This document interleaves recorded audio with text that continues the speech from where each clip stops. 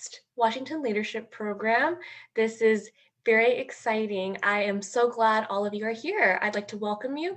This is the Conference on Asian Pacific American Leadership's Washington Leadership Program, virtual edition. And so the session is being recorded. All materials and recordings will be shared after the session. My name is Emily Chong, and I'm a board member with CAPAL.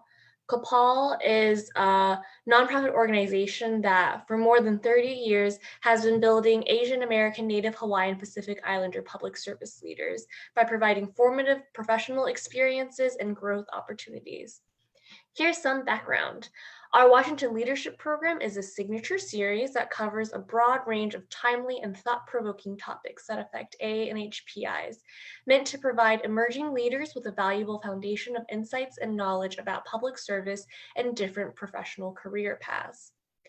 Our theme this year is Moving Forward, which highlights prominent issues affecting the country through an AANHPI lens, as well as providing attendees with actionable items and key takeaways to drive change for themselves and for others. Today's session, which is the last session, yay, is Be the Change, Energy and Sustainability. It will focus on energy and environmental challenges and will highlight impacts, mitigation strategies, and the transition towards a more sustainable future from an AANHPI perspective. Key topics of discussion will include international, national, and local efforts to combat climate change, as well as steps that we can take as individuals to address this global issue. So I'd really love to thank our speakers for their time with us this evening and for joining in. A very special thank you to AARP and to the NGA for being a sponsor, and the DC Mayor's Office on Asian and Pacific Islander Affairs for being a partner and strong supporter of our program. Tonight's program will include an activity. I believe it's a fun poll activity, a panel discussion, and time for Q&A. So throughout the session, please feel free to enter any questions you have into the Q&A box. Please note that we'll only take questions from the Q&A box. So after our session concludes, there'll be a short survey that will pop up for you to complete. Your feedback is immensely valuable to us, and we want to hear from you. Lastly, I'd like to introduce Yung Tran, who will set the stage with a poll and a short story. Yung is the Programs and Operations Associate at CAPAL. She's the lead coordinator for CAPAL's Scholarship and Internship Program and our Washington Leadership Program. Over to you, Yung. Thank you, Emily, for that introduction. This is a little weird for me because I'm usually behind the scenes for all of this, but thank you for having me. I will be starting the poll now. We're doing a quick poll just to get to see how much you all know about certain energy and sustainability issues. And so I will read them as you fill them out. And so the first question is, how much has COVID reduced daily global emissions? The second question is, what is the #1 source of greenhouse gas emissions in the US? Number 3 is, what do you think is the best way to prevent climate change on an individual level? Number 4 is, what do you think is the most important area to invest in? And then number 5 is, what are which of these are side effects of climate change? And so I will give you a couple more minutes to answer these poll questions and see what the audience think. And once everyone's done with their questions, I'll end the poll and share the results.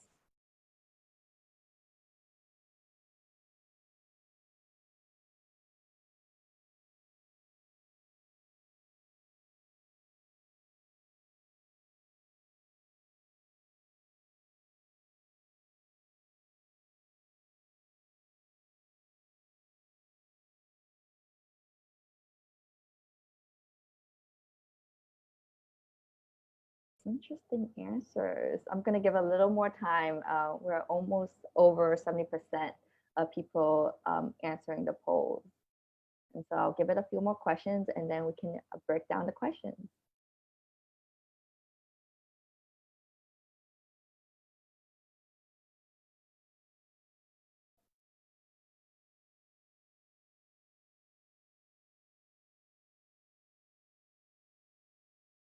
Great. And so with that, I will end the poll. well, actually, I'll wait for a solid like 2 minutes for the poll to be open. And that was 2 minutes. And so the poll has ended, and I will share the results. And let's talk about them. And so how much has COVID reduced daily emissions? Majority, 50% of people said 17%, and that is 100% correct. During April 2020, global emissions were estimated to have dropped as much as 17%. Question 2, what is the number one source of greenhouse gas? The top answer is transportation, and you are absolutely right. We have a very educated audience today. Transportation has been the biggest source of emissions in the US, and with electricity being number 2. Number 3, number three, what do you think is the best way to prevent climate change on an individual level? The top answer is to switch to an entirely diet-based diet. This is actually a trick question. There is no right answer. All of them are the correct answer. We should all be considering driving an electric vehicle, taking classes on climate change, and installing solar PVs in your home. Number 4, what do you think is the most important area to invest in? Most people have said green technology. And this was also a quick trick question. There's no right answer. All of these are definitely necessary. We need to focus more on advocacy and environmental justice, green technology, education, and environmental policy. And then our last question, which of these are the side effects of climate change? 100% of people voted all of the above. You are completely correct with that. There is definitely environmental racism, forced migration, natural disasters, and a loss of biodiversity. And so that concludes our poll. Thank you so much for participating in that. Now I just kind of want to share, I guess, a little bit about myself and a little bit of a personal story, because we are talking about environmental issues, energy sustainability in an AANHPI lens. And I come from a background that I have personal experiences with environmental injustice. And so I grew up with, backtrack a little bit. I was raised by immigrant parents. I was born and raised in New Orleans, Louisiana. I guess where I guess everybody kind of knows about Katrina that happened 15 years ago, and I'm gonna kind of touch on that a little bit. But back to a little bit about myself. I come from a low income background. I am Vietnamese, Pell Grant recipient. Grew up in a community that was majority people of color. We have a large African American, Honduran, Mexican, and Vietnamese population. And from my experience, I can name you 2 specific instances where my community has faced environmental injustices. And so in New Orleans East, the community I was raised in called Michoud, or what the Vietnamese locals would call it Versailles. After Katrina, there was a question as to where would we put all the debris that Katrina had left. And so in 2006, the mayor exercised his emergency power to open a landfill that was less than 2 miles from my community. And you can imagine after a hurricane, all the toxins, everything you can possibly think in your house, everything trash that you can imagine, animals that literally got hurt, and or carcasses that happened because of Katrina. They were planning to gather it all up and then put it in a landfill 2 miles from Versailles. And this landfill was going to be done without any environmental impact survey, without any protective lining on the bottom of the dump, and literally next to a body of water that flowed through my community. Of course, the community was outraged and mobilized and organized. And after a long fight, we were able to successfully halt the landfill. And so that was a win on our part. But even though we won that fight, it didn't stop the illegal dumpings that happened in my community. And it's funny because we knew where it was all located. You know, I had mentors who like literally like paid to go into helicopters so that they can fly above these illegal dumping sites and take pictures. And it didn't matter how many times we reported it, how much money we invested in, how much money we paid in lawyers to like fight against illegal dumping. It was never something that was fixed. Definitely now that it's been 15 years, it's gotten better, but it probably is because it's been 15 years that it has gotten better.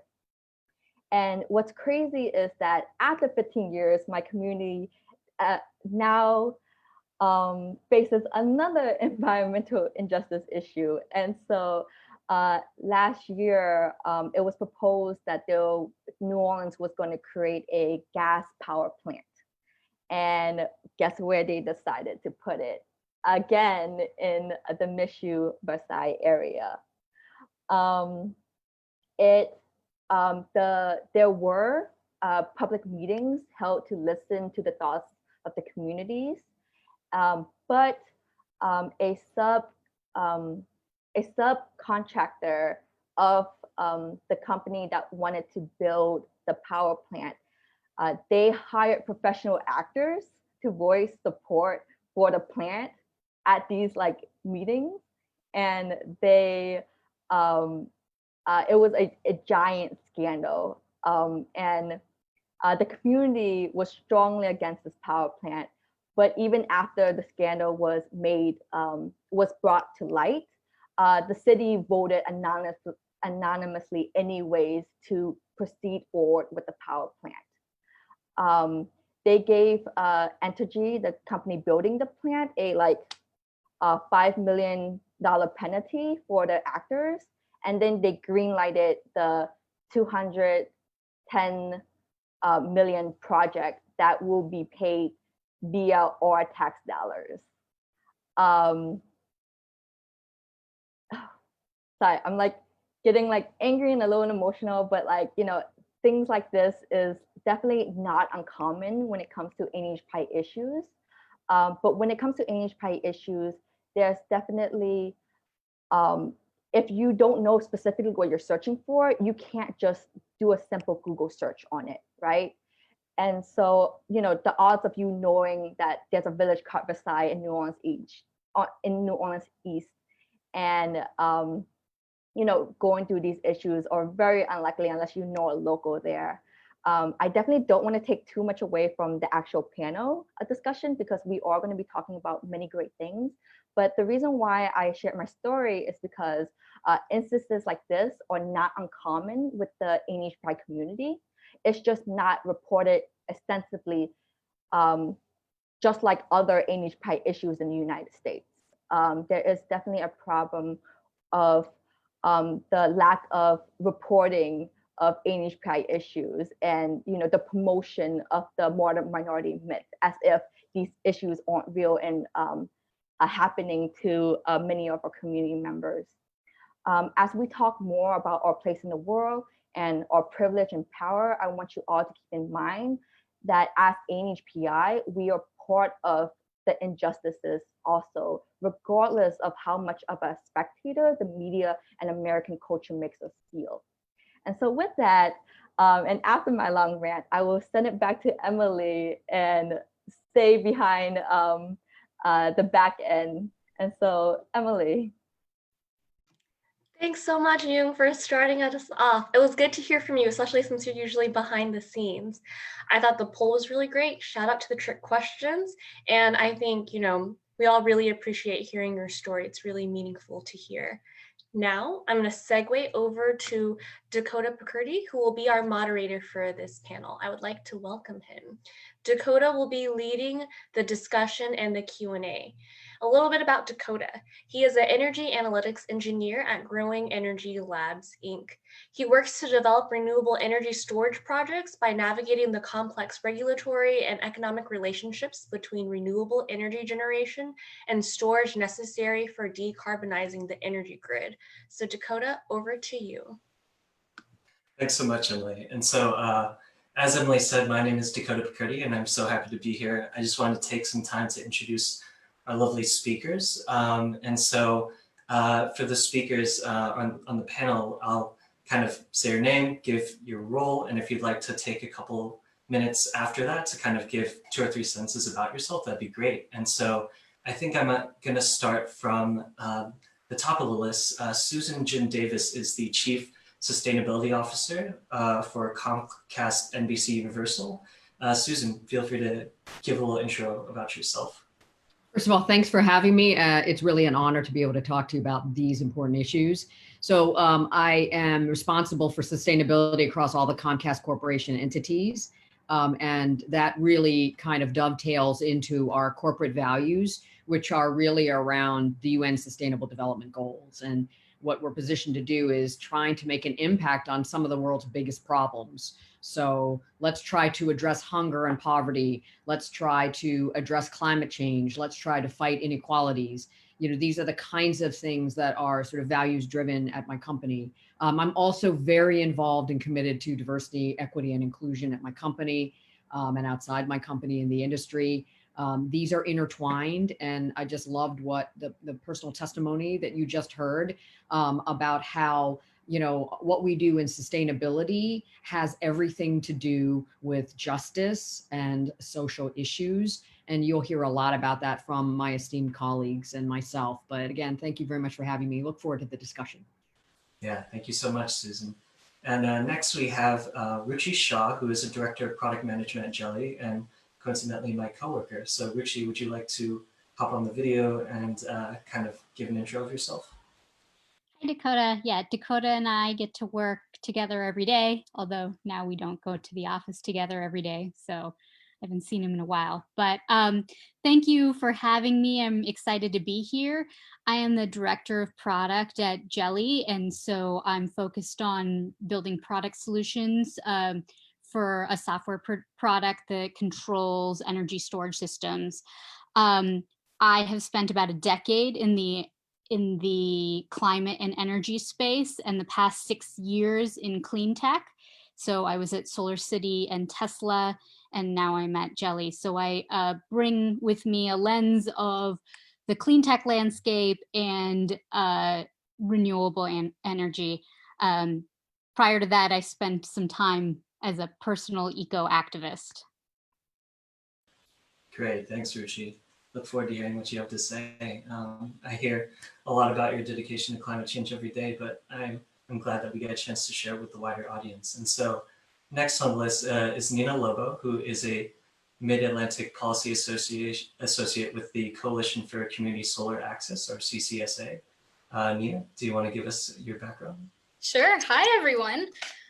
So I recently accepted a job as a policy associate for this community solar organization in the DC area and surrounding states.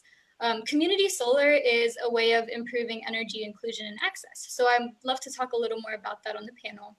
But I found my way into clean energy after studying civil engineering at the University of Texas and not really wanting to work in oil and gas down there. So clean energy and community impact have been 2 really strong foci in what I do in my professional work. So I'm looking forward to sharing with you today. Great, thanks, Nina. And last but not least, we have Destiny Mack, who is a climate organizer with the Sunrise Movement, who I'm sure that most of you are familiar with. So Destiny, would you like to give us your background, please? Hi, everyone. Thank you so much for having me here. And thank you so much for sharing your personal story earlier. Yeah, so I organized with Sunrise Movement, a youth-led organization that is driven to combating climate change and creating good jobs in the process. And really glad to be in this space to learn as well as to share my own different personal experience and perspective when it comes to climate change, as well as just environmental injustices and sustainability. So thanks y'all for having me here. Great, thanks, Destiny. And before we jump into the discussion, I just want to thank all the panelists for joining us today and kind of sharing your perspective. As you and the audience may have noticed, like we kind of intended to get a range of different panel speakers from kind of across different stages in their careers. So kind of starting at entry level and going all the way up to the very top at the C-suite level. And the intention behind, I think, this panel is to make sure that we have a diversity of voices in the room who can speak to what it means to be joining the fight against climate change and for sustainability in our communities. And from all different backgrounds, we have represented here like green technology, community-oriented activism, activism that kind of blends the two, and also like on the communications front and education front with Susan. So just setting that as the tone for this particular panel, let's jump right into it. And for the speakers, if you could, add yourselves back into the video, I'm going to start asking questions and then we'll see where it goes from there. So first question, kind of as Yoon was pointing to earlier in her story, Asians have often been underemphasized in previous studies of environmental injustice. And it turns out that AANHPIs actually have the highest risk of air pollution in America based on the data from the last census. And so there doesn't seem to be a lot of space for talking about how environmental issues affect this particular community. Can you tell us more about environmental injustices and specifically samples that might have affected this community or any other POC communities? And I think to get the ball rolling, Susan, would you be willing to speak to that? Well, sure. I mean, I think at the end of the day, you look at the fact that climate change affects all of us. It affects the world. It affects the way all of us live or don't live, quite frankly. But when it comes down to it, the environmental injustice is that, like many issues, climate change disproportionately affects the poor and therefore disproportionately affects people of color. And so one of the things that really inspired me early on when I took my job is I heard Mayor Bloomberg speak. And the thing that got him inspired on sustainability, among other things, was the fact that he noticed as mayor that a high proportion of kids in the city of New York were suffering from asthma. And the asthma was related to bad air quality. And the bad air quality was related to how many emissions were being put into the environment in New York because of industry, because of cars and trucks and transportation and buildings and power and so forth. And so there is a direct correlation to what we're doing to the environment and the conditions that people live in. So I think it becomes a matter of privilege when you're able to live in places where there is fresh air, clean water, and access to good food. And those issues plague the impoverished. So as far as I'm concerned, it is even more urgent that we address this because it's an inequality. It's an inequality in the quality of life that people have. And that's unacceptable. Similarly, I think that you heard earlier, there are members of our community, the Asian Pacific American community, that suffer from great degrees of poverty and deprivation, great issues of lack of access. And therefore they are disproportionately affected by these bad environmental conditions. So it's a problem in general, but it's particularly a problem when it comes to certain populations, and it is a problem of inequality. So for our community, we really need to get activated on this, and we really need to be the change, which is what we're here to talk about. So I'm very concerned about it, and I'm really trying my best to be able to figure out some solutions around it, which I know we will talk about later, Dakota. But that's my little speech of today. Well, at least one of them. Yeah, thanks for sharing, Susan. And how about Nina, actually? Would you be willing to respond to this? Because, I know in your work in community solar and other I suppose, like sustainability related endeavors, you've come across many examples of communities all across, the East Coast and probably the whole country who've been struggling with these issues. Would you like to share? Sure, thank you. See, in my work in community solar, the thing that struck me is, right, like Susan said, a lot of the time it is people of color primarily who are suffering from this, and the poor, right? So in the markets that I've worked in, we try to bring solar energy to those exact communities. But a lot of the time, AANHPI communities don't come up. And to me, that's been striking because I've been working in this field for nearly 3 years now, and still it's not a strong part of the conversation.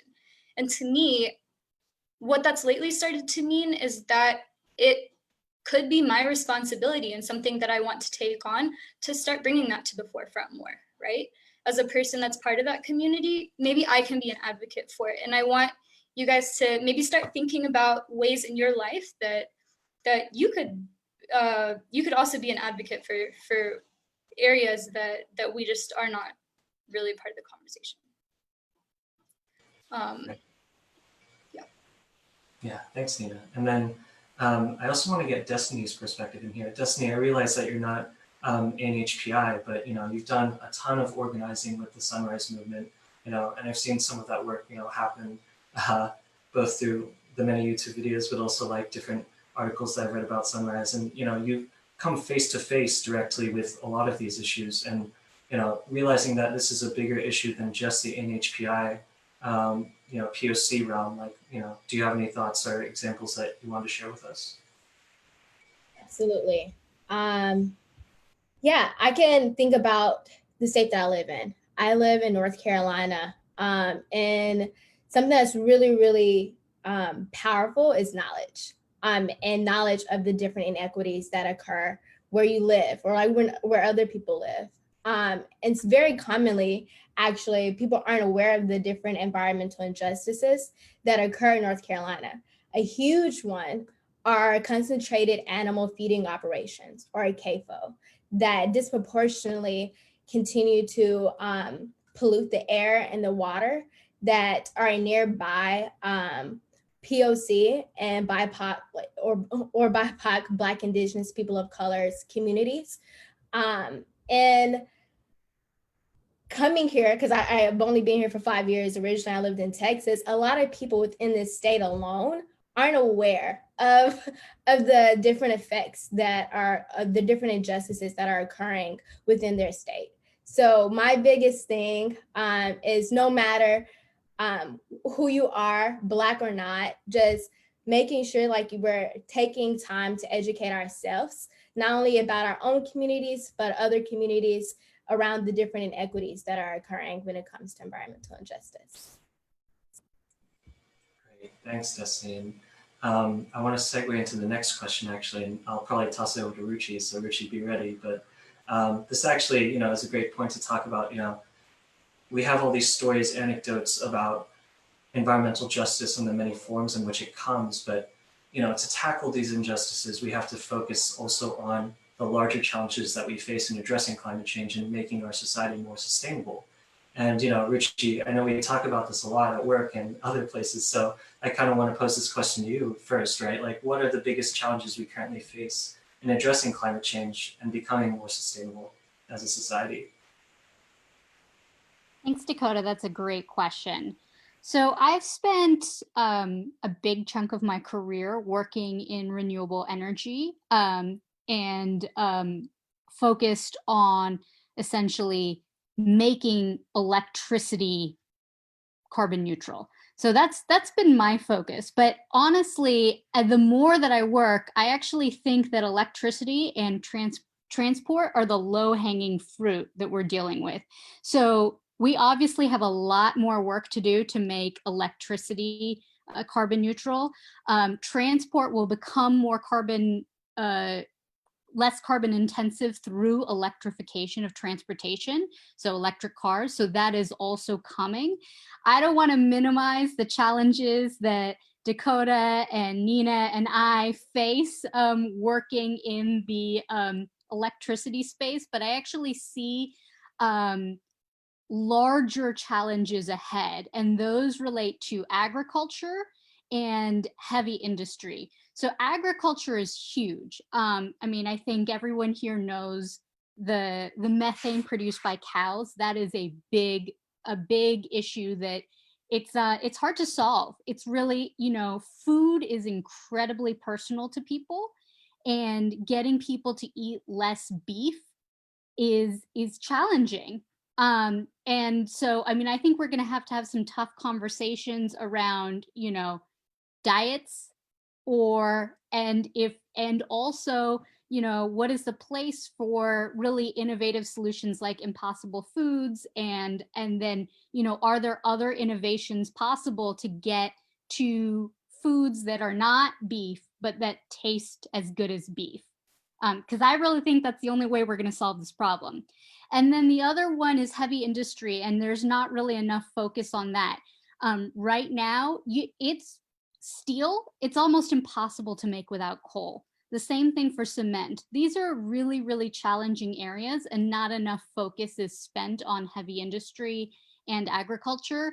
I'm really working in electricity. I'm really, really optimistic about where the electricity industry is going, and also where the transportation industry can go. I feel like we have a really clear roadmap ahead, but our climate goals are huge, and we are going to need to do more in all sectors and not just electricity and transport. Yeah, very astute observations, Richie. And, you know, we talk about that every day, but, you know, those keeping the big picture view on all these different challenges and like those other sectors outside of the ones we work in is obviously important. And, you know, for this question, I kind of want to open it up to the panel more broadly, if anyone would like to speak to that. I see Susan has her mic off, and then, you know, Destiny, I'm sure that you constantly provide your perspective on this particular question, but I'd love to hear your point of view as well. Susan, would you like to go next though? Yeah, Richie, I love how you brought that up. That is like a pet issue of mine, and maybe not naturally. I have a 19-year-old daughter who's been a vegan for 3 years because of her desire to live with integrity and to reduce her carbon footprint and to stop engaging in actions that are bad for the environment. She then convinced me to be vegan. And so I'm largely vegan, particularly since pandemic. And she opened my eyes to the issue. And when I was first telling her, here's my grand strategy for Comcast, NBC Universal, and I went through, you know, renewable energy, reducing emissions, reducing waste, she was like, not impressed, because I did not have a solution around food. And I told her, I said, you don't get it. I'm not in the food business. Okay. I'm in the entertainment media technology business. And then I started thinking, and we have almost 200,000 employees that we feed. We've got restaurants, hotels, we've got venues where we serve people food, like millions of meals. So we're actually in the food business. And so we began to fashion something around food because it's such a critical issue. And just to put another dimension on it, you know, I talked about poverty and hunger. I mean, look at how much food we waste in this world, or how much food goes towards feeding cattle and animals that we will slaughter and eat. And it's something like 9% of the population of the world is food insecure, and it's even higher in the United States. And yet we throw away, what, 30–40% of the food that we produce. We just throw it away. We have that luxury while people starve. So, you know, I think you're exactly right that we can each do something on that personally, and we can also get activated on it wherever we are, whatever organization we work with, whatever community we're engaged with, to begin to address the food insecurity issues, and also to address that very real issue of the huge amount of emissions that are coming from agriculture and big industry. So I love that you brought it up. It's a wake-up call for us that are stuck looking at renewable energy. And by the way, I've been looking at that a lot lately. Not that it's not important, but that human element and what we're doing to the environment through agriculture, what we eat, is really important. So I'm hoping everyone here becomes vegan. Is that too much to ask? All right, well, never mind. How about try your best? Not at all. I think that I still need to take that challenge too, honestly. I think I've been having trouble putting down some of the animal products because I like to cook a lot, but you're right, it is completely necessary for that to happen. Destiny, did you want to weigh in on this? Yeah, And so that's a great challenge. Everyone becoming vegan. I need to take that challenge up myself. And thank you both, Susan and Richie, around your great points around like food, around renewable energy. And what I'm about to say, I'm not trying to convince anyone about anything political, but I think a huge challenge that we're facing is political will. And I think that's so because technology exists. We are aware of the technology that we have, but we need to invest in restructuring our economy to actually tackle this crisis. This is a historic opportunity that we're in to actually reverse the systemic injustices that are occurring. And actually tides are shifting due to our organizing that has been occurring and the hard work that continues to be done. And our top priority really needs to be making sure that everyone is knowing, from people that are voting, from people that are absolutely in the White House that are making different decisions, that climate change is existential crisis that we all absolutely care about and are all going to be being impacted on, and that we need to make more solutions to not exaggerate the or increase the economic and racial inequalities that are occurring, but rather engage the communities and build determination solutions and hold these values all across the country to like really combat in that political will for a more just society. Well said, Destiny. That's, yeah, very on point. And, you know, Nina, just wanted to give you the opportunity to weigh in here too, if you have any thoughts, especially since you're kind of at the intersection of both of those, right? Like policy, you know, like political will and technology. Sure. I think Destiny said that beautifully. We need to show communities that are most affected through our planning and through our implementation that they matter. And I think that could really honestly help people become more engaged, because when you think about it, right, like we have certain communities that are going to be drastically affected in all types of issues, right, like environmental injustices and climate resilience kind of issues, like we'll encapsulate that. But if we can invest, you know, bring energy and food security, as Susan said, to communities that really need it the most, and address the implementation through policy. I sound like I repeated myself, but the reason this is important is because policy is often created and then the way that it's implemented just doesn't go to the right people. And I see that a lot in the community solar industry because it's a very new industry. It's developing across the country. And the goal, in a sense, is to try and get a lot of that energy to what we call low and moderate income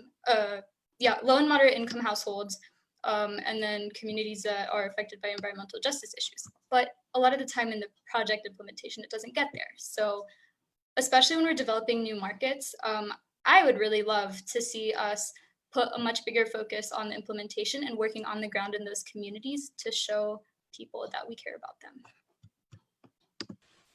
Great, thanks, Nina. And yeah, that's a really good point to make too. Like, just as the kind of policies and guidelines that we lay out for ourselves are important in thinking about how we shape our climate change responses, it's also important to keep in mind implementation and how that looks at both, you know, the local level, but also the national level. And so for this next question, I kind of want to trend towards the implementation, but I kind of want to draw some parallels to like where our country is currently going with our climate change efforts. And, you know, I'm sure as everyone in the audience probably knows, the US withdrew from the Paris Climate Agreement.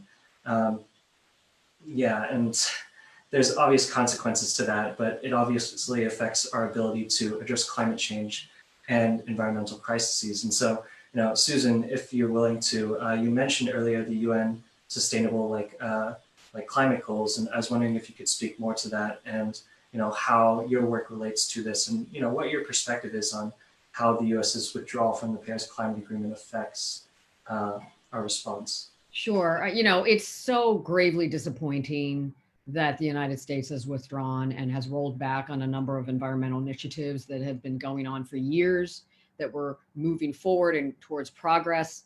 But in the absence of that, the progress doesn't stop. And I can tell you that in the private industry, corporations are more and more focused on what to do in this area. And there's many motivations. I mean, I think, just starting with employees and customers. I mean, our employees, they're expecting to work for a company that has the same values as them. And they will leave us if they don't feel that we are engaged in things that they care about. And more that is the case. Customers are the same way. They want to buy from companies that reflect their values. So we have like a business incentive to like do the right thing, besides the fact that we should do the right thing. Investors are now beginning to evaluate us based on whether we are doing the right thing in environmental, social, and governance areas. They're going to value our business on non-financial metrics now. So it's a priority in that regard. And so companies, for whatever reason, have to do what they need to do in the environmental responsibility arena and are doing it, even in the absence of federal governmental leadership. And I think people are really understanding the impact that we can all have. So in my company, we go from big to small. Our employees, we're asking them to do their part as individuals, because every little bit helps.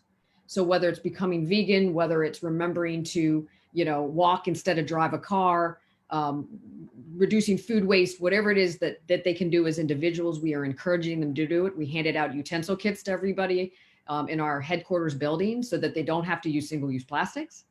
And then we look at the business itself and we say, what can we do in our business? Like if I'm in operations, Richie, to your point, we're looking at electrification of our fleet. We have one of the largest fleets in the country. So what can we do there? And then as a corporate citizen, we also look outside of our walls and say, what can we do in the community to invest in the community so that there can be a more just and equitable situation in the communities that we serve. And I think all of these things, and then we work with academia, we work with government, we work with nonprofits, many of them, investing millions and millions of dollars in trying to work together in partnership. All of us have to work together. Each of us individually has to do it. But, in the absence of federal leadership, it's even more critical that we do these things. So from my point of view, very disappointing. On the other hand, doesn't stop, shouldn't stop. And we need to, if anything, we need to even be more urgent about what we do because we don't have that kind of leadership from our government. So that's just a little bit of a flavor of how we look at it and how it's connected to the world's issues. Got it. Thanks for clarifying, Susan. And that's, I think a good thing to keep in mind, both on the larger policy front, but then, what we can do internally in the absence of leadership, right?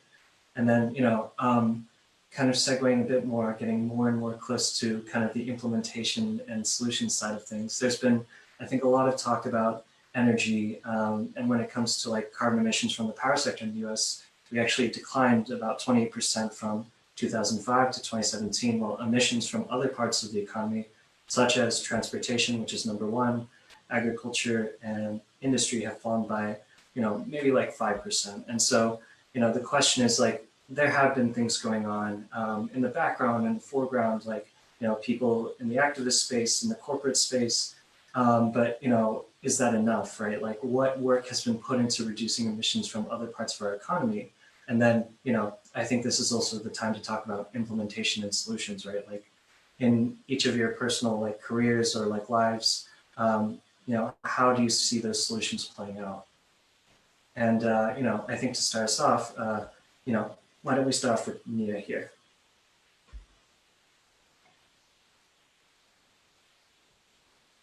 I'm sorry, Nina, you're on mute.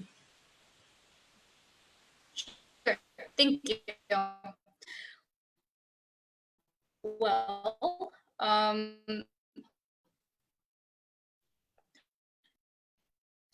to me, so one of the other angles, essentially the development of a market. A lot of what I do is like market development and policy development. I'm curious what other panelists have to say about that because it kind of intersects with a lot of our industries. But, there are different types of levers like that you can put into place to kind of influence industry and influence new business to think smarter about the way that they do things. and then put a little pressure, right, on the type of unlimited growth that we used to have, and be a little more cognizant about our environmental impact and especially our emissions. Curious what other panelists have to say here.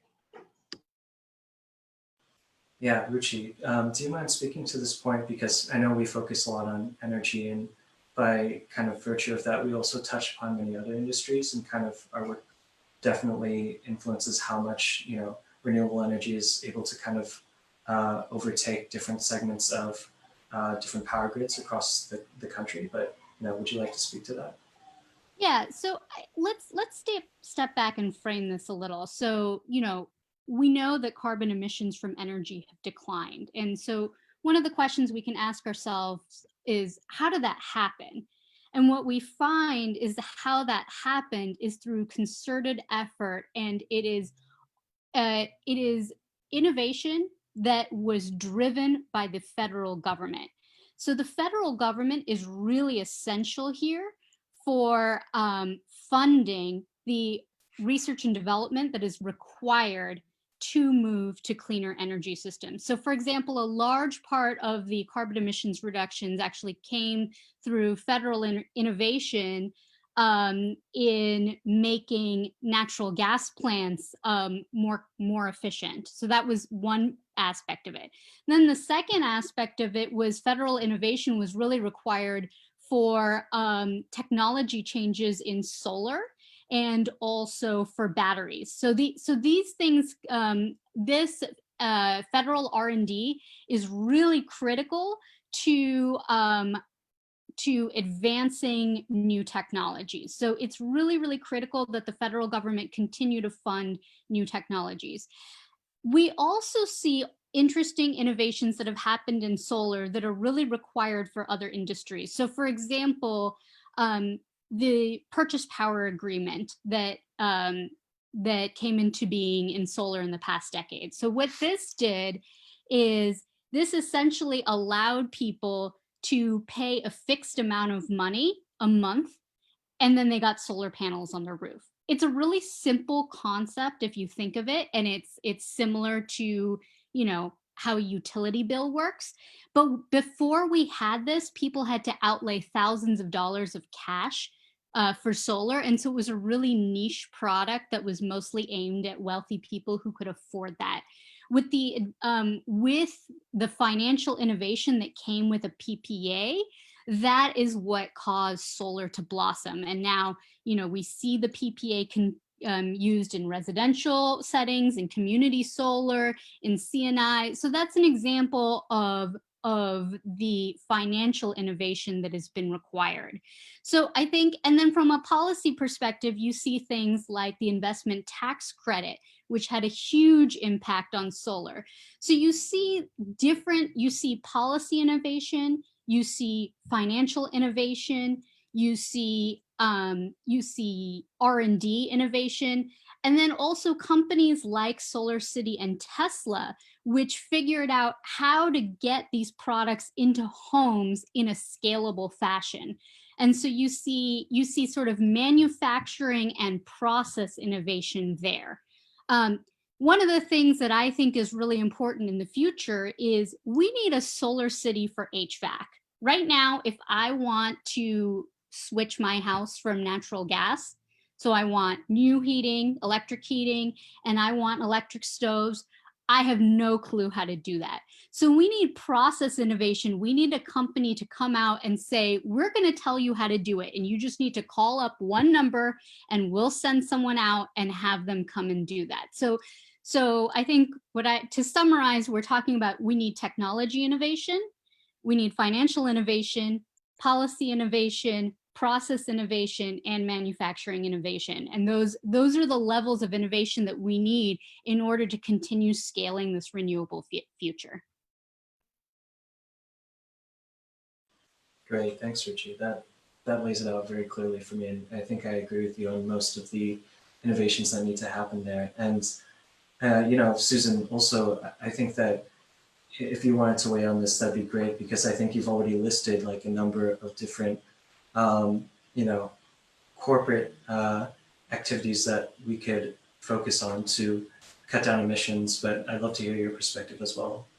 Yeah, and I saw some Q&A on sort of how do you hold companies accountable? And I think one way is that we're now accountable to disclosing and to being more transparent about what we're doing on this topic. I mean, I mentioned investors being interested in it, it's shareholders, it's the public. And you see more and more companies, they need to talk about this, and they need to make a plan around this, and they need to make commitments around that. So that's why you see companies like ours saying we're going to move to 100% renewable energy. We're going to go to zero emissions. We're going to zero waste. So accountability is absolutely about saying, you know, what are you doing, company X, and give me your plan. And if you don't do these things, then it's going to be hard for you to be successful in the market. I mean, it's kind of that kind of thing for many of us. More specifically, I mean, you know, you start with your own carbon footprint, and you figure out as a company, where are you creating the most emissions? And then you attack them. So in our case, we're using a ton of energy. We power all of our cable facilities with energy. We power our studios with energy, and we've got theme parks and restaurants. So that's a big area where we look at renewable energy. And by the way, I should talk to you guys about that for sure, and figure out how do we, you know, how do we move off of brown energy? But even before that, how do we reduce our energy use? How do we become more efficient and stop being wasteful? And so we've got engineering and operations people that are looking at how we run our network, how we run our studio operations in a way that is more efficient. Then you look at the power supply. And then we look at, you know, we look at our fleet and we say, how do we reduce truck rolls? Because we got to reduce what we're doing first, and then we look for an alternative. And by the way, that's attached to a good customer experience. How many people want a Comcast truck to come to their house? Nobody, because they want the service to work. So how do we do that first, and then look for ways to reduce our fuel use or go to alternative fuels? And then on waste, there's just so many ways that we can reduce the many things we use to do the stuff we do. Like in Universal Studios, we've actually gotten a lot of green awards because of green production that we do. People don't realize that. So for example, we will reuse sets for films over and over again. We will donate food. We will use solar to electrify our sound stages. So looking for ways to be innovative, to your point, around how we do business. Don't look at doing the same thing over and over again, but what can we do differently that will change the way that we do business and be better for the environment?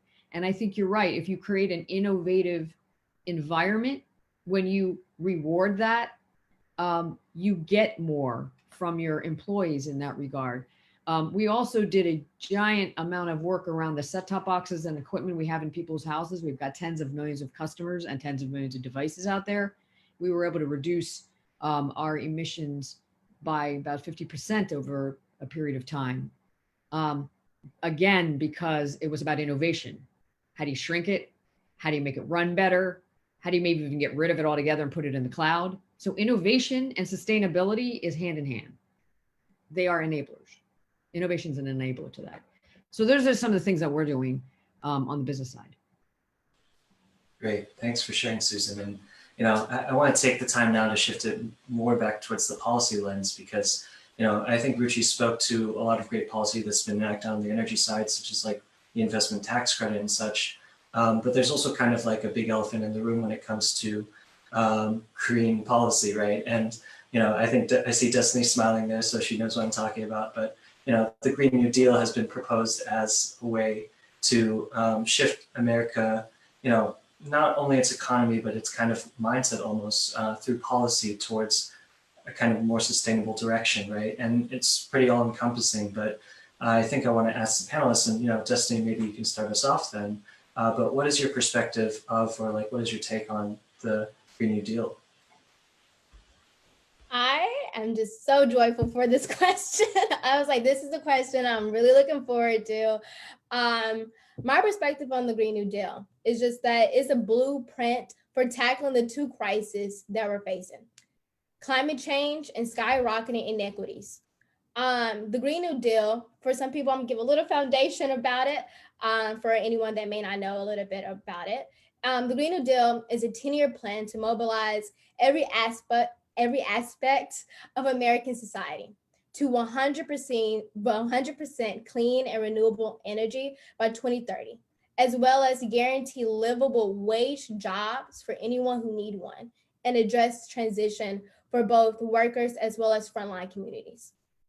And it's about saying that no matter the color of your skin, and no matter where you're from or how much money you make, that you're entitled to basic rights, to a good job, transforming our country to clean air, water, and food.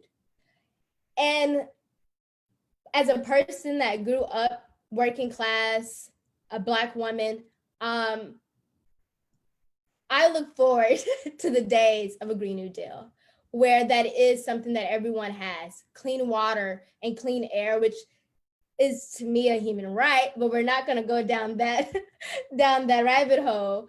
And it's fundamentally about just that no one should have to live in fear of losing the people and the places that they love to a crisis that we have the power to stop. And it's fundamentally about changing the way policy is done and including the voices and including the perspective that of BIPOC, Black, Indigenous, people of color have, who are disproportionately, again, impacted by climate change. So I love the Green New Deal and talking about it. So in summary, that's my perspective.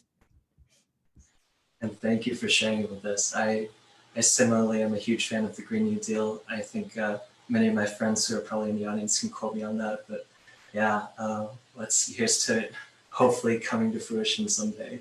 And for the rest of the panelists, like, I don't know if you wanted to weigh in on the Green New Deal or like how much you engage with it on a daily basis, either in your work or your personal lives. But I just want to open the floor to give people a chance to speak on it if they'd like. Anybody? Dakota, real quick, is it okay if I answer a question? Yeah, sure. Yeah, we're, I think, a bit ahead of schedule, and we'll have plenty of time for Q&A later, but feel free to go and answer it right now. Okay, cool. So it was a question of Destiny. Curious to get your thoughts on what unique roles youth, in particular POC youth, can play in environmental justice movement. That's all that I do. So we have a huge role. We have a huge role as young POC individuals to play.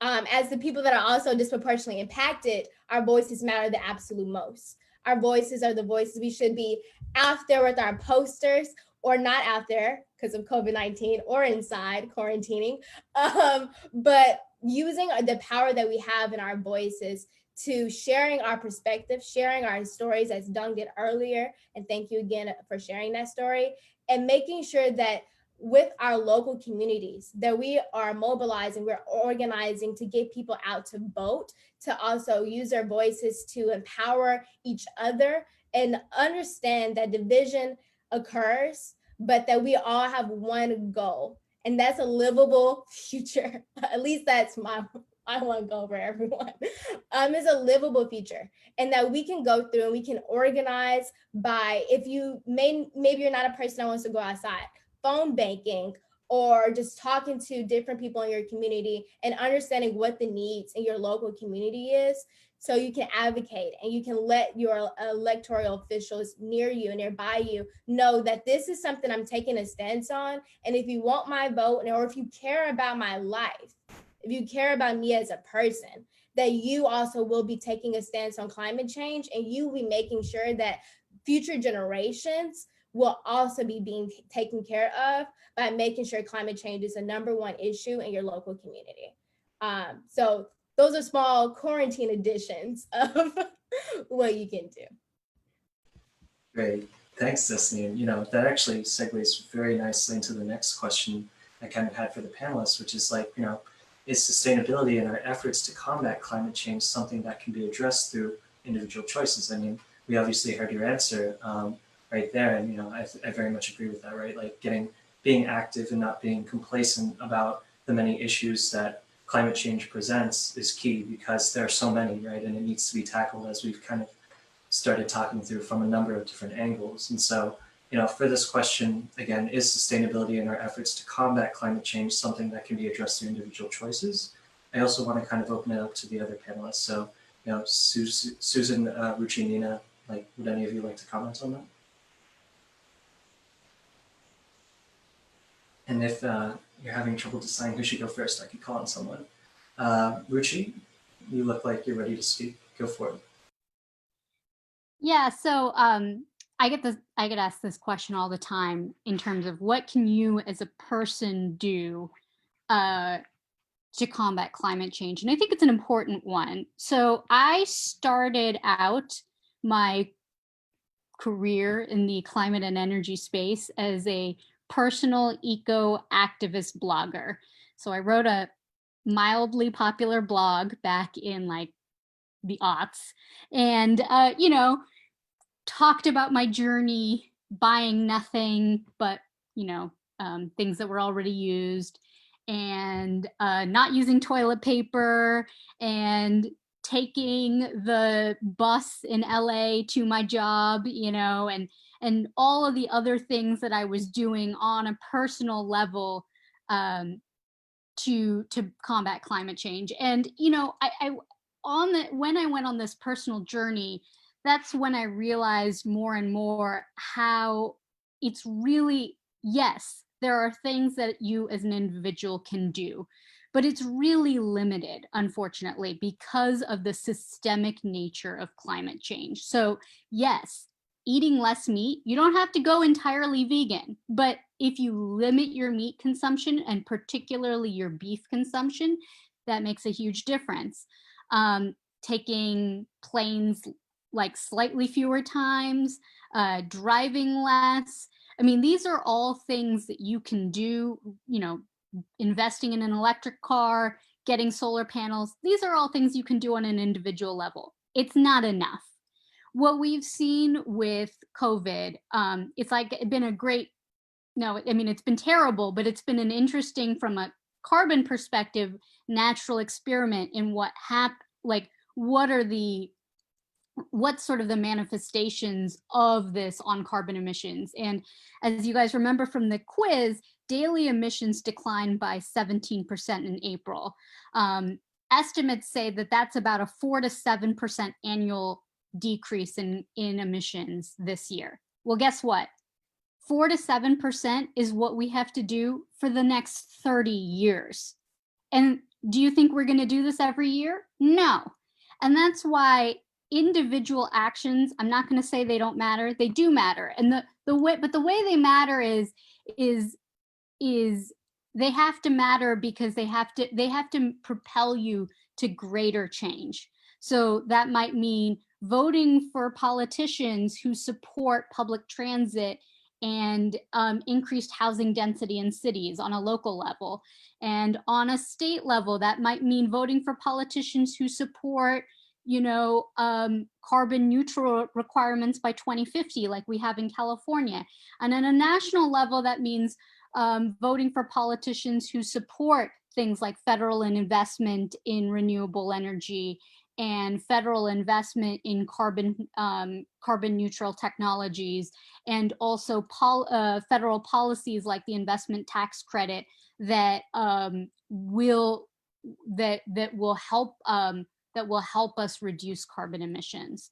So yes, individual actions are important and they matter, but they're not enough. So I have a bit of a different perspective on this. I mean, I do think personal choices and personal actions matter from the perspective of just at least being, living a life of integrity as much as you can. And when I talk to people, some young people that are in my family, they'll say, I'm not going to vote because my vote doesn't matter. And I'll say, you should vote because you should vote. It's a wonderful right. It's an amazing right that you have. And so it's not about whether you're going to make that specific impact in that election, but rather just exercise your right to vote. So I kind of think of it similarly, like maybe I myself cannot make a dent in the worldwide emissions, but I need to do my part. I think that's number one. Number two, things start with individuals. They create movements. Movements then push organizations and institutions to action. You know, I think a perfect example is what's happening around Black Lives Matter.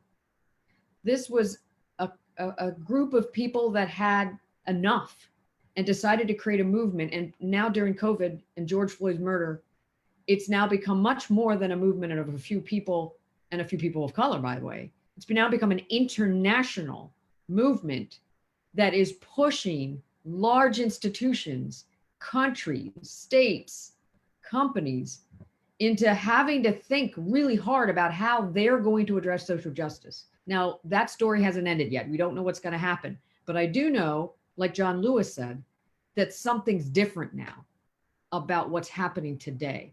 So I think that it is important to do individual work in and of itself, but I also think it's about creating a movement that will ultimately move big rocks, big boulders up mountains that will then create those political policy pressures, that will create those corporate and other institutional changes, and so forth and so on.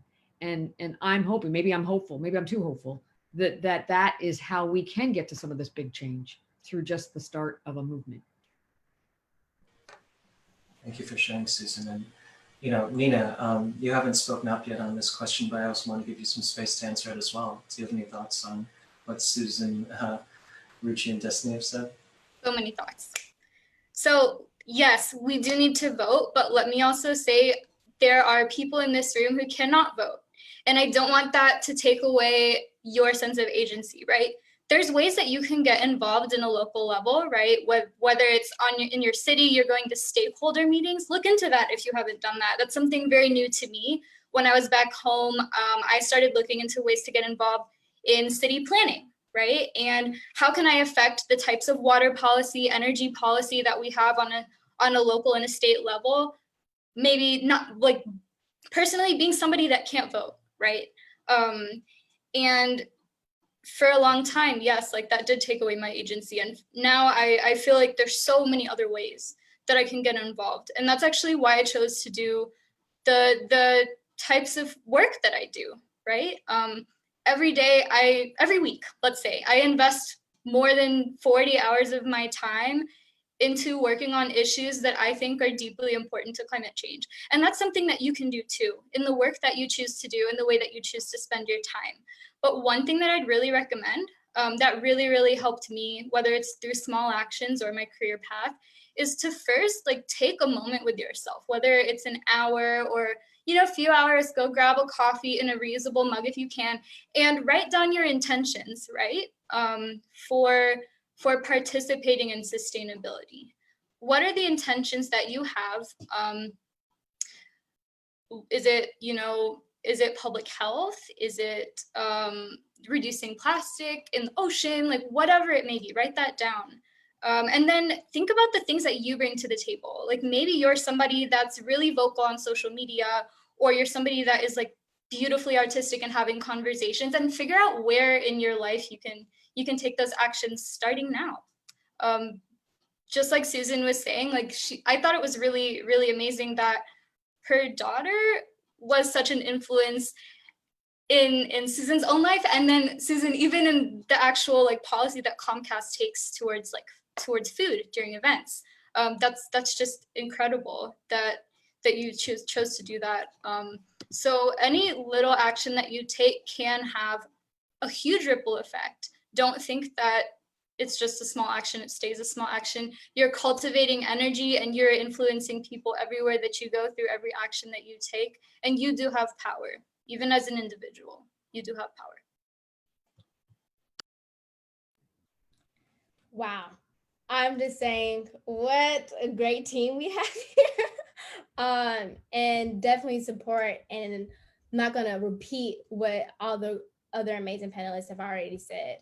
But if we just, take a moment and we look back over history, history has showed us that societal transformation only comes when millions of people demand it. And Sunrise is building a movement, like I told you before, of young people to stop climate change and create millions of good paying jobs in the process, right? And we're transforming our generation's anger and frustration at a lifetime of political inaction on climate change into a mass movement to pass the Green New Deal for America. We came together, these different young people all across the United States, to plan out how we can come and make a movement that was massive for the crisis that we're currently facing. And I'm gonna let you know something. We didn't get here by accident. For generations, a greedy few have deceived the public about the science and have actually pinned us against each other for so long around racial and economic lines to enrich themselves, as well as to our future extent, like our extent of we're the ones that's paying the price for their greed. So we're going to need states to take action to support the Green New Deal. However, we need to be clear that confronting climate change demands a massive government-led intervention in our economy, away from fossil fuels for the benefit of all people. And yes, also, that is going to require for each one of us, all of us, panelists, as well as people that are like and watching the this entire discussion, as well as your family, your friends, and the future people you're going to meet in the future, to take individual action as well. As the other panelists have said, we could actually make a lot of change if we stop supporting and using our power to continue to let the system occur. And if we change our habits and ourselves and let people know, actually, we're not going to continue to support the different things that are impacting climate change, and we're choosing to not. And we're choosing to decide that like our futures are way more important than that straw that's going to end up in a landfill. And our futures are way more important than going through and the degradation of our rainforests and depleting our environment. Our futures are important. And that's why we would need to make sure that we are taking care of our environment. We need to make sure that we're reusing things and that we're taking care of each other by making sure we're taking those individual actions. So thank you so much for the other panelists for speaking on that. And that also is going to take the government to a local as well as within the entire United States to take action and see that our lives matter a lot more than the money and greed. Thank you so much for saying that, Destiny. And it's a very powerful statement, and I wholeheartedly agree with it. Right? There's many things that need to happen and should happen in order for us to push forward and like make that change. And I think where I kind of want to leave off on the sort of predetermined panel discussion questions is more on like bringing it back to the individual. Right? I think many people are probably listening to this right now, and they're thinking about what actions they have taken, what actions they might take in the future. And there have already been numerous efforts that are focused on lifestyle changes, right? And like the kind of do our part, as Susan put it, like impacts. And so, like for all of the panelists, if we could do like a quick go around, what is there anything, kind of more or less that I, maybe as an audience member, even as a moderator, right, can do to contribute to the sustainable movement? And like, what can people do? Like, what would you leave them with after hearing everything we've talked about so far? And so, I know that Nina shared some kind of perspective around like intentionality, right? And like changing your habits through shaping that. And Nina, I don't know if you wanted to speak more to that or, add on to that. Would you like to go first? If not, I can call on someone else. Sure, thank you, Dakota. Yes, intentionality is important. Seriously, write it down physically on a piece of paper and keep it somewhere that you can look at it every day when you wake up, right? When you keep that in mind, your mind's always going to be on it. The second thing I would say is, if you're somebody like me that struggles sometimes with sticking to something, have you guys heard of the SMART goals? I'm sure you have. I'm sure it came up in like freshman classes, but if you're trying to change a habit, give yourself 30 days, check in with yourself every week or something like that. And like, okay, I tried 1 week of being vegan. How was it? You can journal throughout that process, but take those actions to check in with yourself so that you know that you're actually accomplishing something. And then you can see that habit change over time. Yeah, I'm gonna give that one to the rest of the panel. Yeah, so I think I kind of bummed people out by saying that I didn't think that individual action was enough. And like I said, I came to that after spending a long time trying to do things myself. But I want to make a distinction here, which is that when I say I don't think individual action is enough, I mean it's not enough to say, hey, I brought my I brought my reusable bags to the grocery store, therefore I did my bit. Like, you can't let yourself off the hook by picking like 2 or 3 really easy things to do and saying, all right, I'm done, right? Individual action, when it's a body of individuals like the Sunrise Movement. So when you form a mass of individuals, then you can have huge impact. And I think that that's why what Nina said is so important about intentionality. You need to live the work. Like that's what you really need to focus on, is living the work. And that's sort of where I went from being an individual eco activist to then, I mean, I changed my whole career path. I actually, Susan doesn't know this, but I used to work at CBS. So I worked in the television industry for several years and then changed my whole life path because I was really committed to working in energy and climate. And you don't have to go that far, right? You don't have to change your entire career and commit your career to working in the climate industry.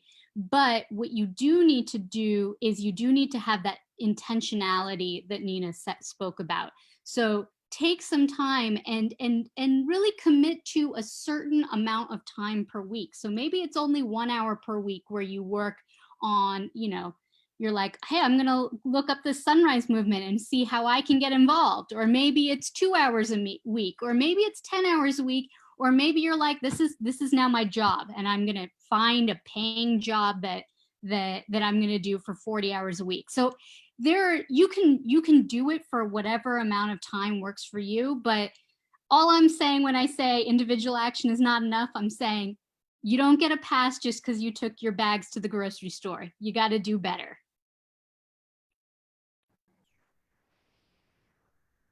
I guess I'll go next. I mean, Richie, you know, you sounded a lot like Cowspiracy. Have you seen that movie? Where the narrator talks about all the things that he did to be more sustainable personally, and then realized that the real enemy was the agriculture industry. And so he was like, everything that I've done was for nothing. But he still kept doing it, I'm sure. So what can you do as an individual? I loved what Destiny said.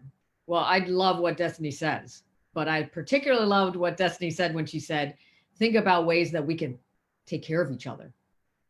I love that, because that is a huge incentive for me, a motivator for me about making this world better. So you can, you know, write your legislator and talk about what matters to you as a voter, as a member of the voting public. If you're in school, you can go to your university or college and say, and demand that the university or college do more in the area of sustainability. You can start initiatives amongst the student body to do things around climate change in your environment.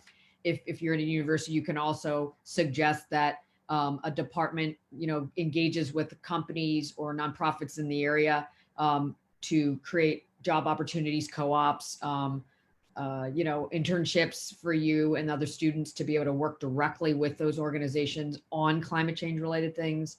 I mean, there's just so many things that you can do. Whatever you're doing, whatever job you have, you can look for ways to be better to the environment and create a movement inside your own company or your organization. People, you know, your good actions are contagious. And people, when they see you doing something inspirational, they get inspired and they start to act as well. I mean, Destiny knows this better than anyone because of what happens at the community level. And there's so much work that needs to be done in our communities. You know, volunteer, you know, go and help at, you know, at an urban garden, start an urban garden. You know, there's so many ways that we can contribute as individuals wherever you find yourself, and it's attached to the bigger goal. The end. Great, yeah. And Destiny, did you want to follow up and finish this off here?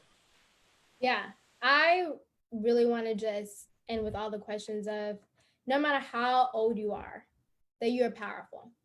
I don't care if you're really, really young, or if you have some more age and some more wisdom on you, that you are powerful within yourself.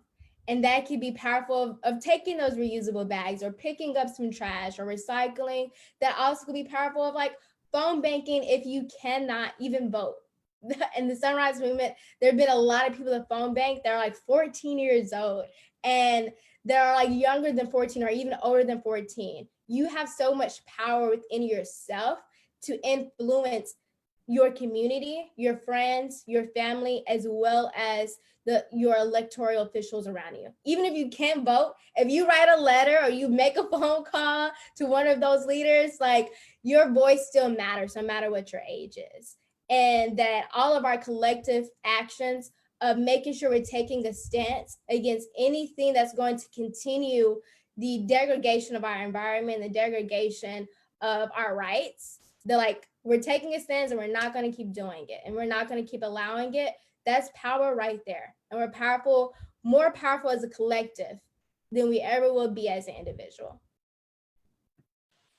Great, thanks, Destiny. That's a great way to finish off the kind of predetermined questions that we had for the panel. And I'm hoping that everyone who's still with us, got a lot out of the discussion. And I kind of want to focus now on the questions that have been streaming into us as the panel has been talking about these various subjects. And so, I'm going to go a bit out of order here, so please bear with me, and you'll see kind of what I'm trying to get at here. But for the panelists, the first question that I want to bring up that I think, even myself, I'm very interested in hearing is like, how did you all get into this career path, right? You're obviously very passionate about sustainability and the environment. And, while these are issues that impact everyone, it can also sometimes feel like a niche topic or a pretty specific pathway. And so the asker is curious about how you got into this work. And so let's see here. Destiny, would you like to take that one? And then I can push it forward from there. Definitely.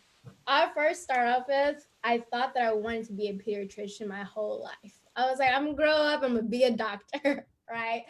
And then I also grew up in Dallas, Texas with a lot of air pollution and have asthma, right? And that being the case, I was more so wanting to be a pediatrician to save lives because of my asthma. And I actually learned that if we went through and we took more care of our environment, that would save more lives. No complaint and no disregard at all against to those doctors that are going through and saving lives. Very much so appreciation. But we could actually lessen the amount of people going to doctors and having different health issues if we cared about our environment. And so that's my initial thoughts. I was middle schoolish, middle school time. And then towards like high school, I had a favorite class of environmental studies. And I just like, oh my gosh, this is what I need to study my entire life is environmental studies. From loving and wanting to become a marine biologist and loving the rainforest. And then learned that I could have even more power to make this change if I looked on the policy side. So went to college and got my degree in environmental studies with a concentration in advocacy and policy. And from there, ended up in the Sunrise Movement, which is exactly going towards advocacy and policy when it comes to environmental justice. And that was pretty much my career path of like starting from a doctor and now an organizer, completely kind of a little different, but very similar in a lot of ways. So that was my career path.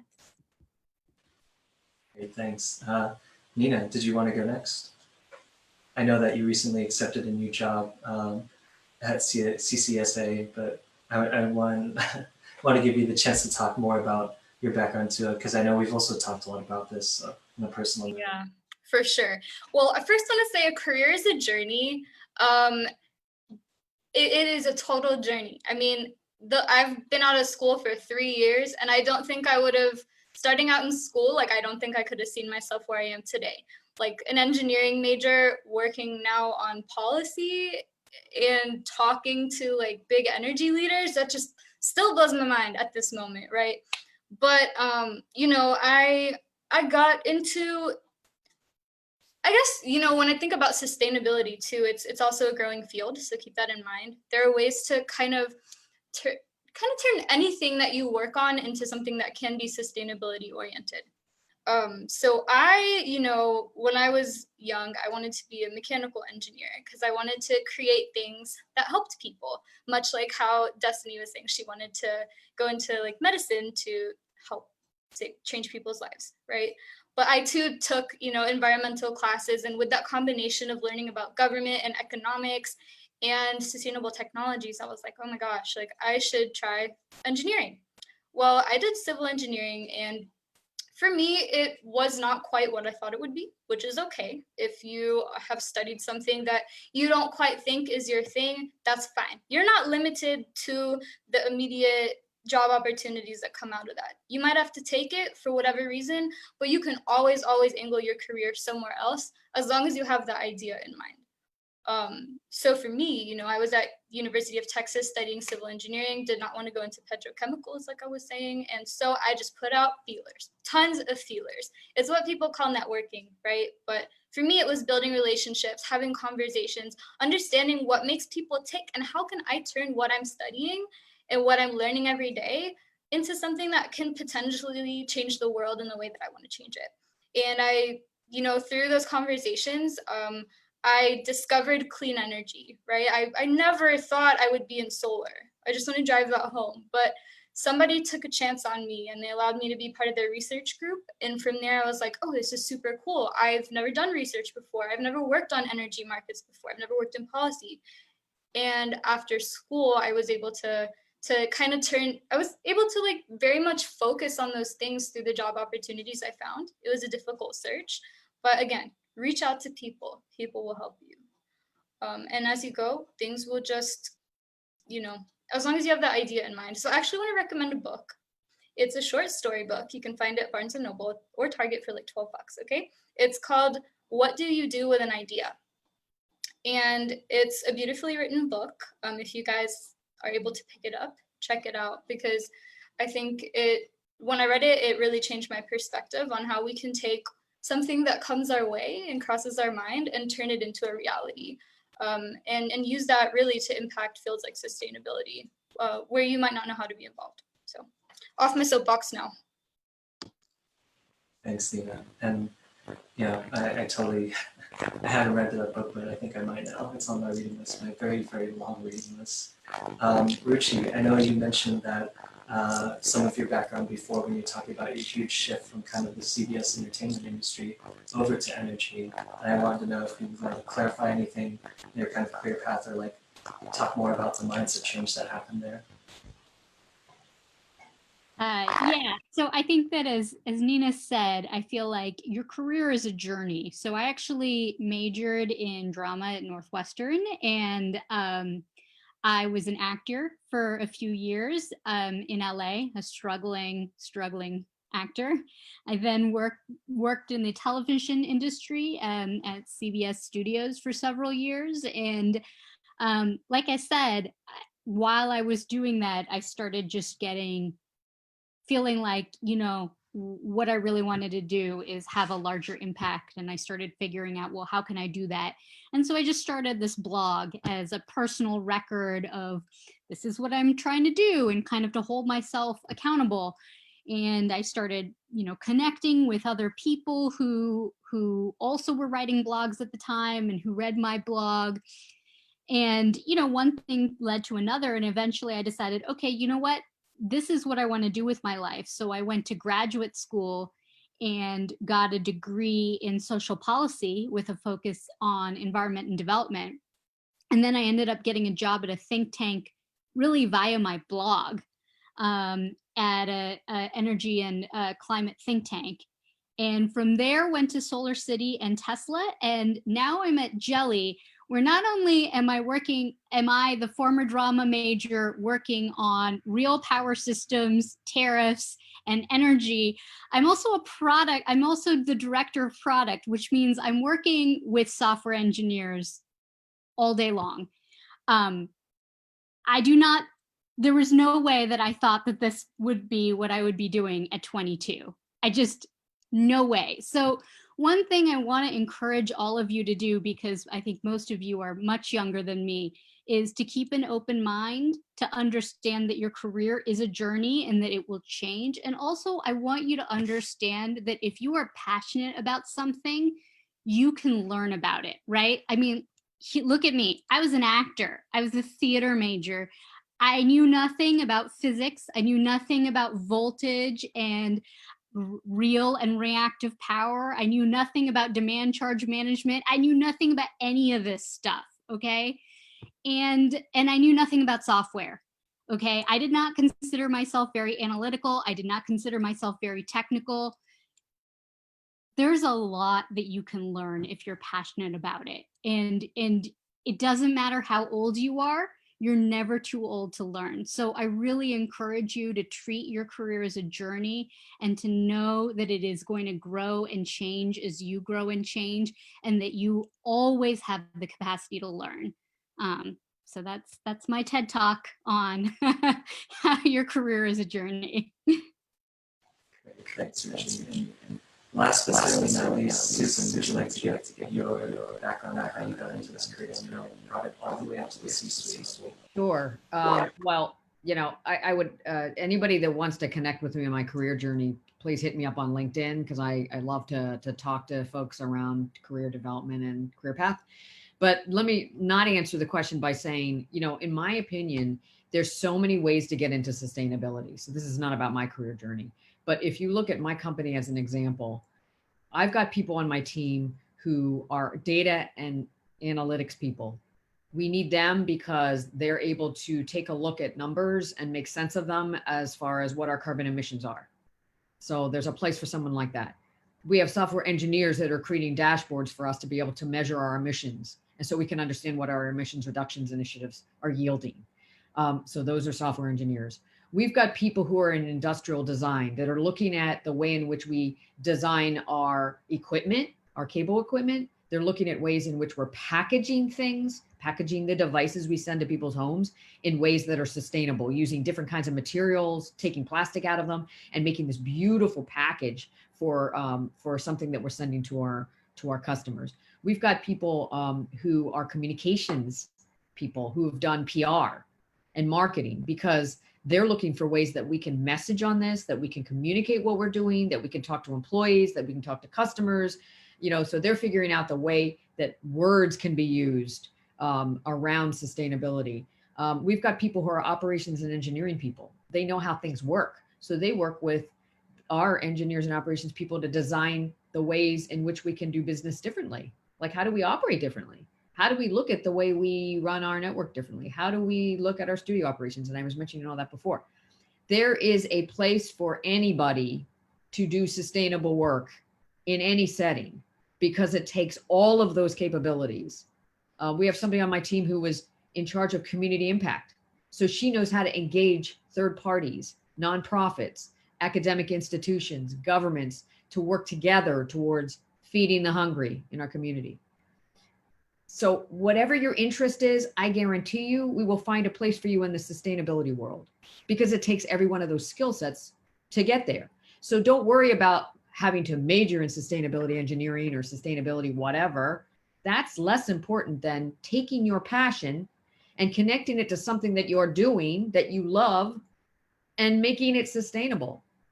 It is possible. I've seen it. It happens. So I urge you all to just think of that you are sustainability people by virtue of having the passion for it.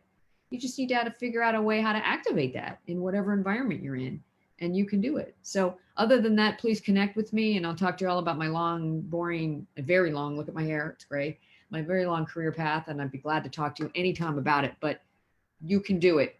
Just find a way through your passion. Great, thanks, Susan. I totally agree. Passion drives a lot of good things forward, especially this conversation too. And, I think that, there's quite a few more Q&A questions, and I definitely want to address some of those now that everyone has an idea of who's in the room, their thoughts on a bunch of different topics. And one that I think has been very on the top of everyone's minds has been, the role of diversity in the sustainability space. And so I'm actually going to synthesize a couple of questions from the Q&A box. The first one is from Carmen Chow. BIPOC tend to be left out of solutions for environmental justice issues, and sometimes the solutions end up only benefiting white communities and do more harm to BIPOC. And so how can we combat this? And then, kind of almost answering that question, but that I think is a good follow-up, is this question from an anonymous attendee that says, Destiny touched on this a bit already, but could y'all help thread the needle for why diverse representation matters in this sector? And how are we currently doing on this front? Is there a massive lack of representation? How would the work benefit from diverse perspectives, particularly since these issues can disproportionately impact communities of color? So, Destiny, there's a bit of a shout out to you on this, but I don't know if anyone else wants to take this question first. Yeah, Destiny, go ahead. Yeah. Whew. Why is it important? Why is it important? Because we are the people that are going to be impacted. And not only because we're going to be the people impacted, even if you're not even being selfish about the environment, but because our voices truly are disproportionately unrepresented. And for the people to be impacted the most, to then also not be the people making the changes and like voices being heard, very often those changes or those different implementations actually don't meet the needs of our communities. And if our voices aren't directly being heard or listened to, how would people that are not us know how to support us best? So it's about knowing what's the best for our community and being able to provide that through like our experiences, and letting the people that do have power know that this is what I've been going through and this is what needs to change. Follow up on that is sometimes we're still not going to be listened to. So you need to demand it. Okay, we need to use our voices. We need to use our power that we have, and we need to make sure they know. Everyone knows, people aligned or not, that this is something we're taking serious, and our voices matter the absolute, to my personal perspective, most. And are we represented very often in these spaces? Answer is no, unfortunately. Unfortunately, we're not represented as BIPOC, Black, Indigenous, people of color in these spaces. We're quite left out in a lot of them. So we just have to make sure that our voices are heard and that we demand the change that we want to see in the world. Thanks, Destiny. Would any of the other panelists like to comment on that? I know that, especially at least in my own career, diversity in any sustainability space has been a recurring theme and a recurring issue, honestly. And the lack of diversity, I won't speak too much for fear of taking away from some of the panel's responses, but it does play a huge impact no matter which industry you're in. So would anyone like to go? Open. Ruchi, go ahead. Yeah, I just want to also emphasize that climate change is not a US only issue. It's a global issue. And we see that in places like my family's from India. And so you can see the impacts of air pollution. You can see the impacts there of, dirty transport and stuff really clearly. So, when I go back to Delhi or Mumbai, the air quality there is really, really poor. So, it's really important to think about this in a global context and to remember that climate change impacts impacts, the entire global population, that people in the globe who, there are many people in the globe who live, without access to clean water, that do not have access to clean air, that are living on, less than $1 a day, and that do not have any access to electricity. So, they can't charge a cell phone. They don't have a light to study, to do their homework at night. These are huge impacts. And so it's really important that any climate solution also focuses on these populations and makes sure that we place them at center, and that we are making sure to both ensure that we reduce fossil fuel consumption, but also that we need to increase energy access throughout the world. So we cannot reduce carbon emissions on the backs of the global south. We need to be making sure that they have access to electricity, that they have access to clean water, that they have access to a light for homework, and that they have access to good jobs. And so it's really important for us to keep that global context in mind. Great. Thanks, Richie. Go ahead, Susan. Yeah, I'm going to add that, and I've been talking a lot about food, probably because I haven't had dinner yet, so it's on my mind, FYI. Why do we need more representation? Perfect example is our issues around food. It's easy for some of us to say, go vegan, eat locally, eat from local restaurants, eat good food that's grown from gardens. And yet there are people in our cities that don't have access to those foods, that don't have the ability to go vegan or have the ability to have a garden, because there is no garden in their neighborhoods.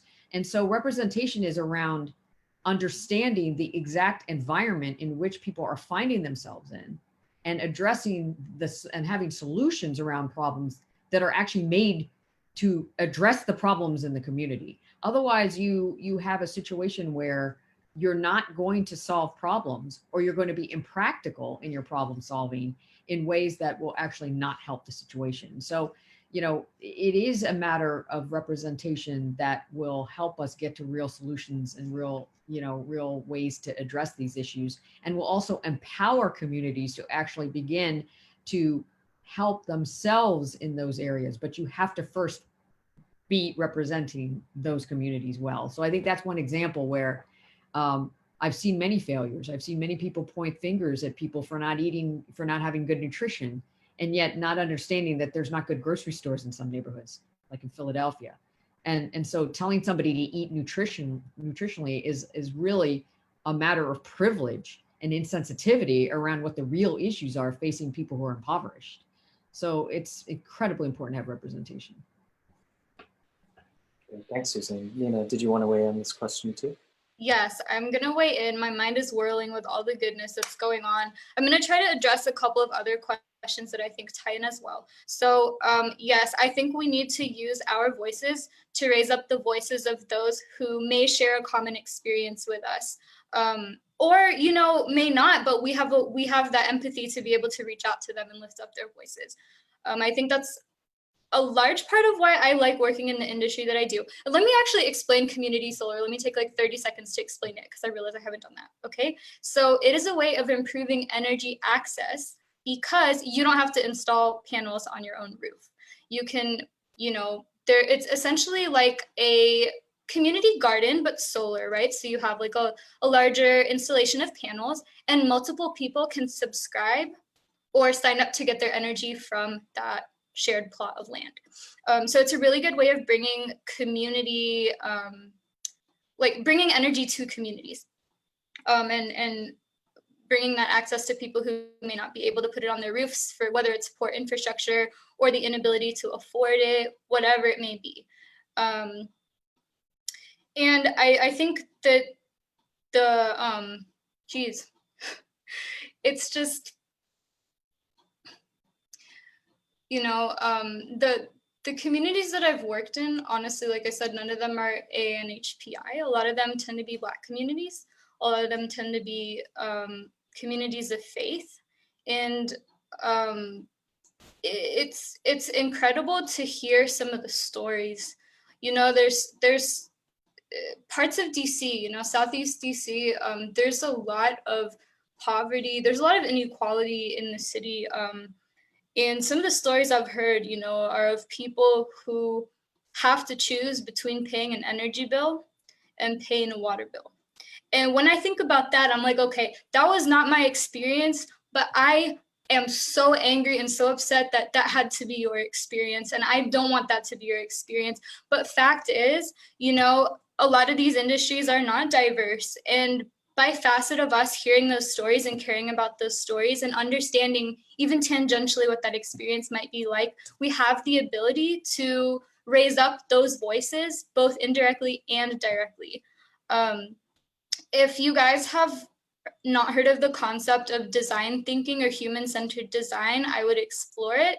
It's a really good way of actually bringing people's voices to the table in terms of any kind of design, whether you're designing a program, whether you're designing policy, even education, whatever. You can apply it to anything. But I think bringing human-centered design to the forefront to raise up people's voices is going to be a really strong way of how to actually shape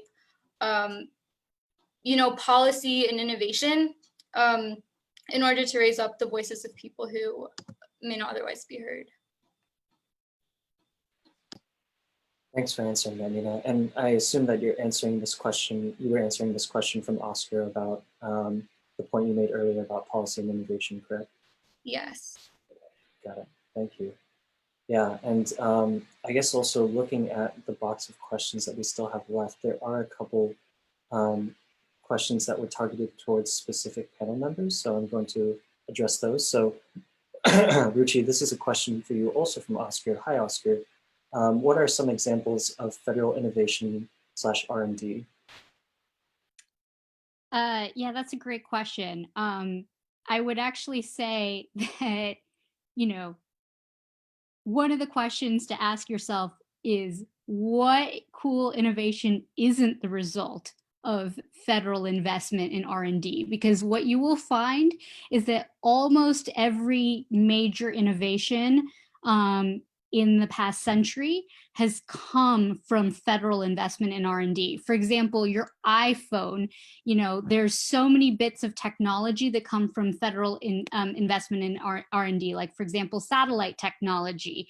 You know, one of the leading vaccines for COVID-19, the Moderna vaccine, actually a huge chunk of that is due to federal R&D.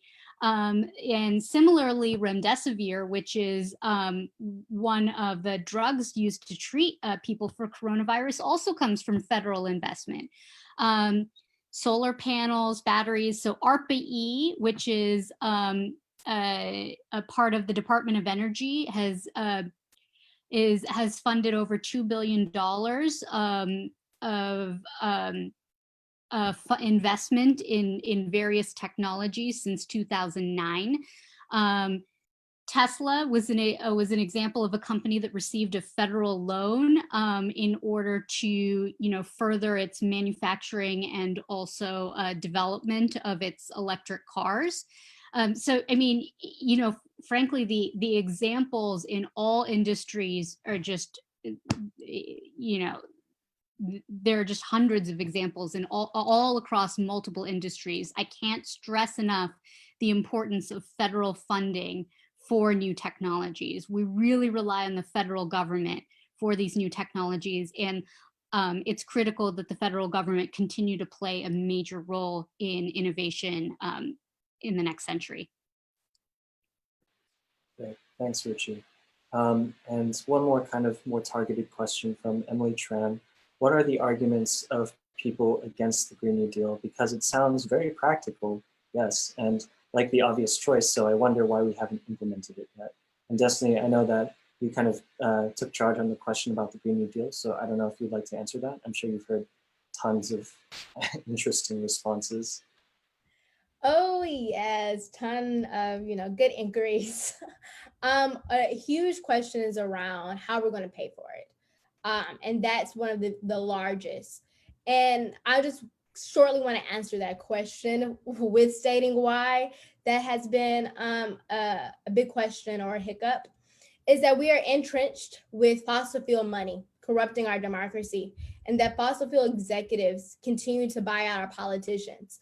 I want people to Google climate tax pledge, where different fossil fuel executives go through and pay politicians or endorse politicians so that they don't go through and advocate or recommend anything related to anything that's going to combat climate change. And we'll state that just last year alone, that fossil fuel elites donated nearly $30 million to members in Congress in this effort to continue to not uplift climate change efforts and continue the status quo of the fossil fuel industry. Great, thank you for that. And we have a couple more questions, and we'll see if we'll be able to get through both of them before time is up. But this next question comes from Morgan Mark. As a junior at Rutgers University, I'm interested in discovering ways to enact institution-wide change. I have found that divestment is one of the most effective and transparent ways for a college to enact not only environmental, but social and economic change. What are other ways that students can urge universities to affirm or kickstart climate action that is larger than just the school? So this is definitely a bigger question. And I know we've already talked at length about individual actions and like maybe broader actions and some of it about how movements are formed, but would anyone like to start on this question? Destiny, maybe you can go first. Yeah. Here's a short thing that I've actually been trying to take action in my local community, especially before COVID was happening, is demand your local universities, which actually hold a lot of power within your states or your counties or your cities, and demand your local universities to declare a climate emergency. If people are going through and are saying that, yes, we are under a climate emergency, then also your universities and a lot of that money should also be supporting efforts that are going to be combating this emergency that we're in. Demand people around you that we're under a climate emergency. Great, thank you. Would any of the other panelists like to speak? Maybe Richie? Yeah, so another thing that you can do is to demand that faculty not take funding for research from fossil fuel companies. And also you can do what you can to demand that for more research to be performed for renewable projects and projects that advance our sustainable goals. Obviously, if you're a student and you have a great idea for a project, I mean, this is, speak to your professors about it. But, I think a main thing that you can do is really demand that faculty not take money from fossil fuel industries. So I think divestment is great. And I also think that, there are other ways you can push on faculty and universities as well. Okay. Go ahead, Susan. So coming from another angle, Comcast has a number of partnerships with academic institutions that are around finding solutions to sustainable things. So for example, we are working with Villanova University because we're a Philadelphia headquartered company. And their Department of Sustainable Engineering has worked with us and our industry and with a consortium of other universities and colleges around figuring out a tool for doing thermodynamic analysis. And so the university was able to create sort of a model that could understand cooling and power configurations and how we could design more energy efficient centers, data centers, and hubs and facilities. Sounds extremely kind of complex and technical, but it was around real solutions that the university and its students they were able to help an industry work on something to address our impact on the environment. So another way to get involved with your university is to connect with other institutions to come up with big solutions that could actually be used by companies or organizations or entities around reducing their carbon footprint. So it's less activism and more about practical solutions. But we have found that students have been an immense asset to us because of the innovative way in which students think and the way that they understand technology, and how they're looking at things differently than have been looked at conventionally.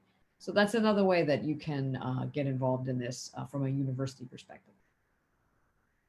Great, thanks, Susan. Nina, did you want to add anything on that?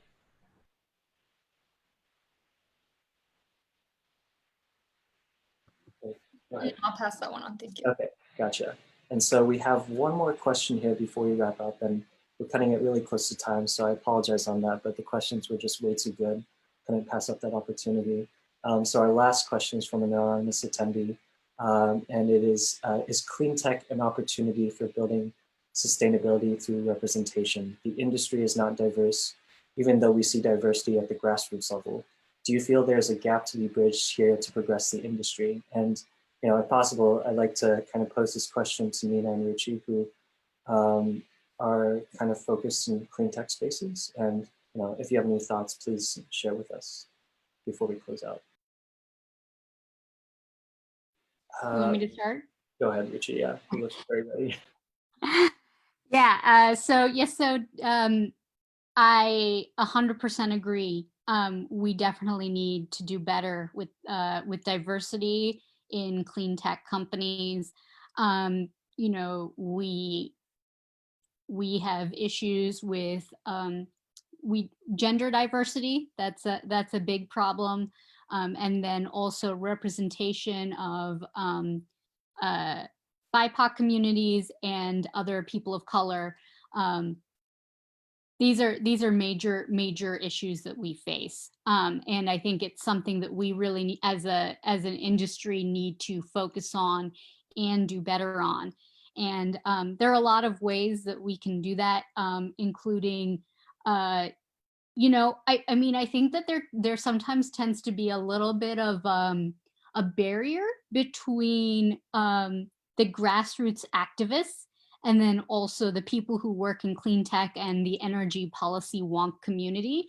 And the reality is that there should not be that barrier, right? Like, we should be actually actively talking to people in the grassroots activist movement and working with them and lowering those barriers between energy policy wonks, climate activists, and people who work in clean tech. And that's really a way in which we can enable more diversity and more representation. And so I think that that's something that could be really important and helpful. I absolutely agree with you. I think the theme here is focusing on intersectionality and the places that we, can unite and overlap and really take that all forward from all these different perspectives for a focused solution, right? Or focused set of solutions, I should say, because there's no one solution that will solve anything with climate change. It's got to be a combination. As a person of color, and especially a young woman of color, I'm often the only person in the room that appears like me, right? Maybe people share things that I think about in the way that I approach situations, but fact is that when they look at me, they're going to see someone that may be a bit different, right? And I think that's also an opportunity to be noticed and to share my voice. And I think we are going to need all types of diversity, whether it's socioeconomic, ethnic, everything, to really bridge the types of gaps that we're talking about in sustainability issues.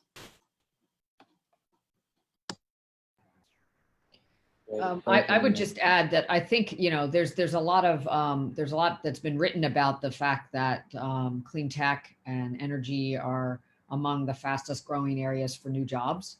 And so from that perspective, there's an opportunity to diversify the industry because the jobs are growing in this sector.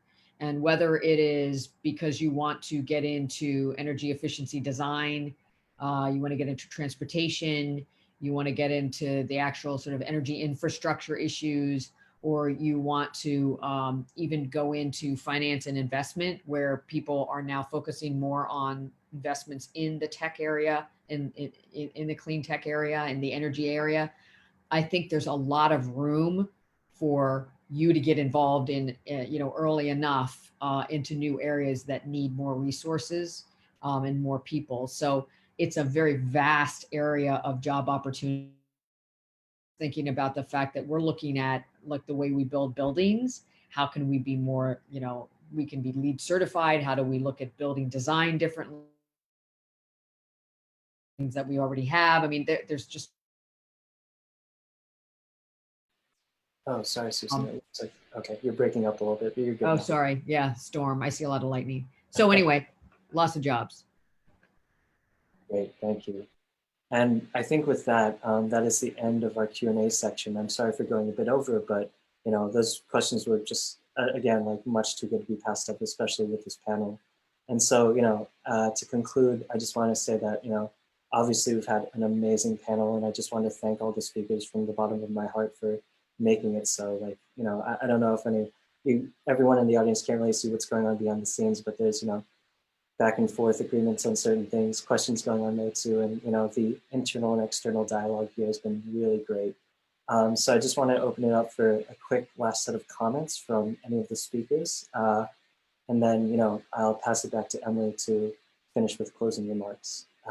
Any of the speakers, feel free to unmute yourself and go at it. Or I can give the last remarks, that's okay too. On that end, definitely just want to say that, I've also been someone who has dedicated my life to the environmental and sustainability kind of sector, and, from all angles, whether it be food, energy, logistics, etc. And it's important, right? It's very important that we all kind of band together and figure out different ways to craft solutions to these huge issues that affect people on a global scale. And, it obviously, as the panelists have said again and again, it's up to us, but it's also up to, the feelings that we engender in everyone else, and like the kind of hope that we inspire. And like, I don't know about you, but in pandemic, this has been a very trying time for everyone. And I've definitely found myself looking at, certain days where I'm just like, is it over, right? Like, are we, kind of screwed? Like, it's a reality, right? Like, we could very much tilt in one way or the other. And I think that, being on this panel and hearing what the speakers have had to say has given me a lot of hope to take forward on that note. So yeah, I think that, if the panelists are all good with everything, I would like to pass it over to Emily to finish with our closing remarks. Emily, are you there? Yes, I am.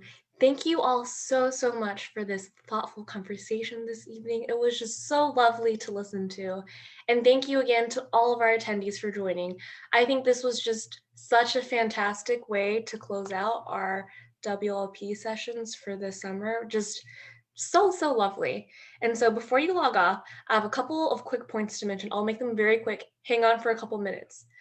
So first, you can get more information about CAPAL through all our things: website, newsletter, Facebook, Twitter, LinkedIn. We're here to connect with us.